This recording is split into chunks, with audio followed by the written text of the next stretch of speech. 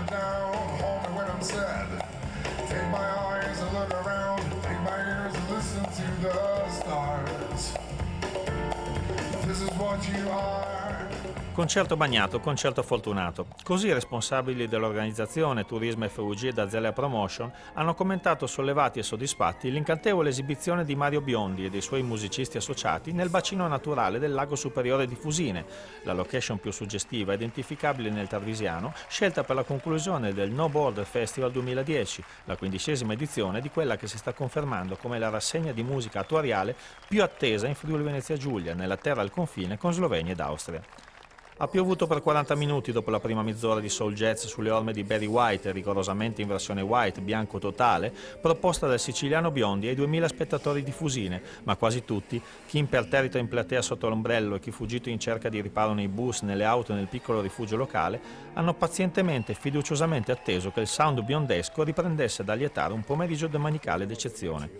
Fra nuvole e paure, infatti, sotto lo sguardo attento dell'imperiale Mangalt, montagna regina delle Alpi orientali, erano volati via i primi 4 brani, fino all'introduzione al termine di Rio de Janeiro e Something That Was Beautiful. Dopo la pioggia battente, reclamato a gran voce, Mario è riapparso in gran stile sul palco, accompagnato da 4 spettacolari coristi e dalle sue ali musicali, quella destra tutta acustica e quella sinistra di stampo elettrico. La ripartenza con Be Lonely ha richiamato cuori ed asciugato d'incanto abiti e membra inzuppati e da quel momento il feeling tra pubblico variegato ed eterogeneo in prevalenza fra i 30 e i 60 anni e Super Mario, Biondi, altro che Balotelli, è cresciuto di minuto in minuto assieme a quello con la bionda Samantha, una sorta di sparring partner femminile protagonista, forse vittoriosa, di una presunta sfida canora a colpi di acuti e di emozioni.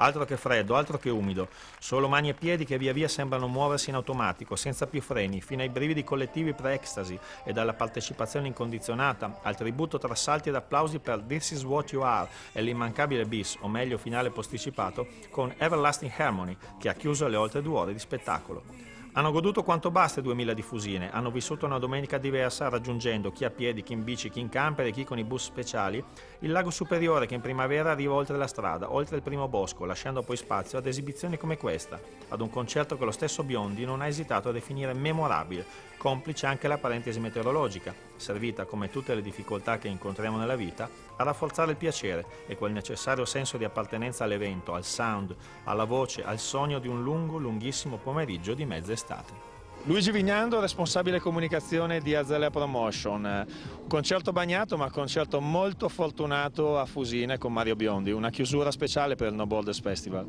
Sì, assolutamente, concerto da ricordare, indimenticabile, alla fine la pioggia ci ha provato, però penso che comunque la magia della cornice naturale, quale il Lago Superiore di Fusine, sommata alla splendida voce, ma tutto direi, tutto il gruppo, tutta la band e le coriste di Mario Biondi, direi che veramente ha reso ancora più speciale questa giornata che celebra la chiusura della 15ª edizione del No Borders Music Festival, che è questa rassegna musicale che valorizza la musica appunto come strumento, come mezzo di comunicazione, tra l'altro posto in un comprensorio unico tra Italia, Slovenia e Austria.